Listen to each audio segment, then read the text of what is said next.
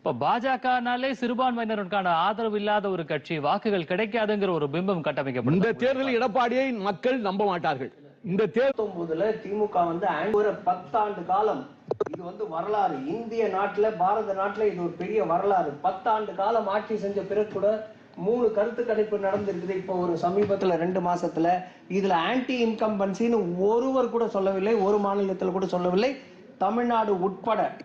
இன்னும் பாத்தீங்கன்னா மோடியோட இங்க ஸ்ட்ரென்த் 2023 ஜனவரியில 26% இருந்தது.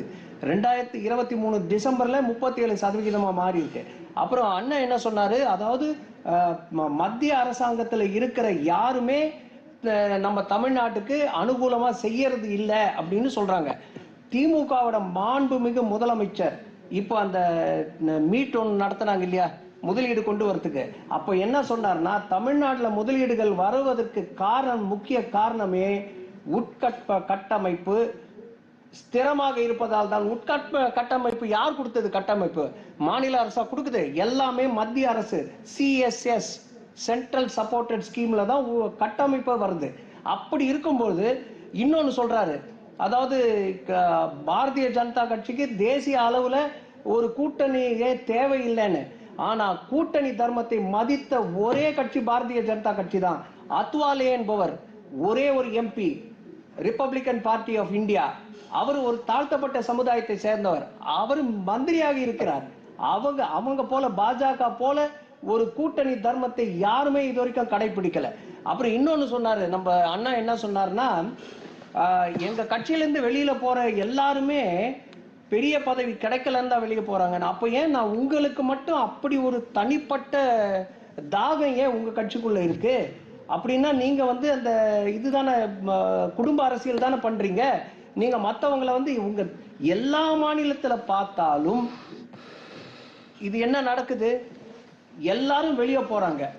ஏன்? அவங்களுக்கு பதவி வரலன்னா வெளியே போறாங்க. அண்ணன் சொன்னது 100க்கு 100 உண்மை. ஏன்னா இந்த கட்சியை தவிர வேற எந்த கட்சியிலையும், அது திமுகலயோ அதிமுகலயோ மற்ற கட்சியிலயோ கம்யூனிஸ்ட் கட்சியிலயோ பதவி கிடைக்கவில்லை அப்படின்னு யாருமே வெளியே போகல. சோ அந்த தாகம் அவங்களுக்கு தான். அது எந்த கட்சியிலும் நடக்கலன்னு சொல்லிட முடியாது. இங்க அதிகமாக நடக்குதுன்னு நம்ம சொல்லலாம். இந்த கட்சியில மட்டும்தான் நடக்குது. மாநில கட்சியோ மத்திய கட்சியோ ஆளுங்கட்சியா இருந்தா, ஆளுங்கட்சி எதிர்கட்சியா இருந்தா, ஆளுங்கட்சி எதிர்கட்சியில இருக்கிறவர்கள் ஆளுங்கட்சியை போட்டு. அப்புறம் இல்ல, நீங்க கேட்ட கேள்வி, அதாவது சிறுபான்மையினர் ஓட்டு வருமா அப்படின்னா, இங்க திராவிட கட்சிகள்லாம் என்ன பண்ணுதுன்னா, திராவிட மாடல் ஆட்சி நடத்துறோம் அப்படின்னு சொல்லிட்டு, அதாவது பாரதிய ஜனதா கட்சி வந்தா சிறுபான்மையினருக்கு எதிர்த்துவம் அப்படின்னு.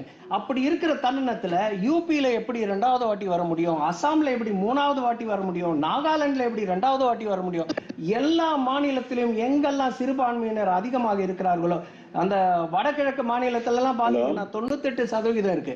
அங்கெல்லாம் பாரதிய ஜனதா கட்சி 2வது வாட்டி ஆட்சி முறைக்கு வந்திருக்குன்னா, மக்கள் எல்லாரும், தமிழ்நாட்டு மக்கள் புரிஞ்சுக்கணும், இங்க மட்டும்தான் இந்த திராவிட கட்சிகள் இன்னமும் அந்த சிறுபான்மையினருக்கு தனி